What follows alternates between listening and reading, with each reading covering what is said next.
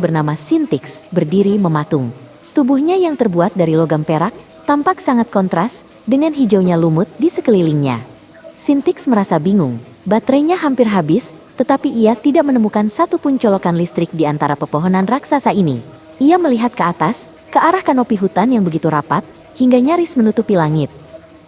Tiba-tiba, seekor burung makau yang sangat ceria bernama Pico hinggap di dahan dekat kepala Sintix. Pico memperhatikan robot itu dengan kepala miring, bulu-bulu birunya berkilauan terkena seleret cahaya. Sintix menjelaskan bahwa ia sedang mencari energi untuk terus bergerak. Pico tertawa kecil dan berkata bahwa di hutan ini, semua makhluk mendapatkan energi dari cara yang sangat ajaib tanpa membutuhkan kabel. Pico mengajak Sintix memanjat ke tempat yang lebih tinggi, di mana daun-daun lebar menyerap sinar matahari yang hangat. Pico menjelaskan bahwa setiap daun di hutan ini adalah sebuah pabrik kecil.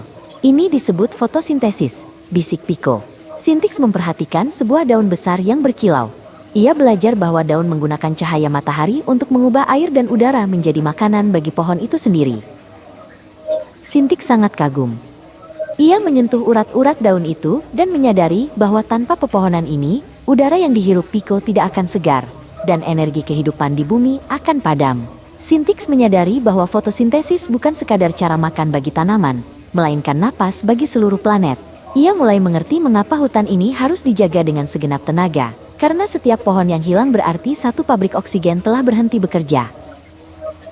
Matahari mulai terbenam, memberikan warna emas pada cakrawala Amazon. Sintix kini mengerti bahwa tugasnya bukan hanya menjelajah, tapi juga menjadi pelindung bagi teman-teman hijaunya. Bersama Pico, ia berjanji untuk menceritakan rahasia fotosintesis kepada dunia, agar manusia tahu bahwa menjaga hutan berarti menjaga napas mereka sendiri. Sintix merasa penuh energi bukan hanya karena cahaya, tapi karena tujuan baru di hatinya. Untuk mempermudah misinya, Sintix mengaktifkan modul kecerdasan buatannya yang bernama Aura.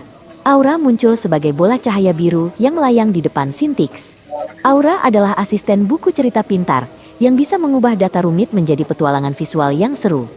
Sintix menyadari bahwa belajar dengan cara lama terasa membosankan, namun dengan teknologi AI, informasi tentang alam bisa menjadi sangat menyenangkan. Aura menunjukkan proyeksi mikroskopis pada selembar daun. Pico dan Sintix melihat pintu-pintu kecil bernama stomata yang terbuka untuk menghirup udara. Aura menjelaskan dengan model pembelajaran inovatif. Ia mengajak mereka seolah-olah masuk ke dalam mesin molekul klorofil. Sintix menyadari bahwa AI bukan hanya untuk menghitung, tapi untuk membantu makhluk hidup memahami keajaiban alam dengan cara yang lebih interaktif. Lihat Pico, ini seperti permainan puzzle, seru Sintix. Aura mengubah proses fotosintesis menjadi tantangan interaktif. Sintix harus mencocokkan molekul air dan cahaya untuk menghasilkan oksigen. Inilah kekuatan implementasi model pembelajaran modern. Belajar bukan lagi sekadar menghafal, melainkan mengalami langsung melalui cerita dan simulasi cerdas yang dibuat oleh AI.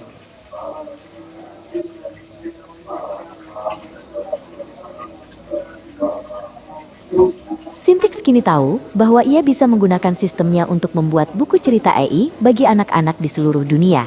Ia merekam suara kicauan Pico dan aroma tanah hutan untuk dimasukkan ke dalam cerita digitalnya. Aura membantu merangkai semua itu menjadi narasi yang menyentuh. Sintix ingin setiap anak merasakan sensasi berada di Amazon tanpa harus merusak hutan tersebut.